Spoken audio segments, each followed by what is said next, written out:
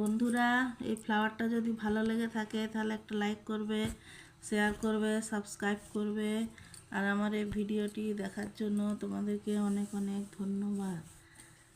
এটা তোমরা বিছানা চাদরও করতে পারো, চুড়িদারও করতে পারো, ভালো লাগবে। আমি একটা বিছানা চাদর করেছি, ভালোই লাগছে, তোমরাও করে দেখতে পারো।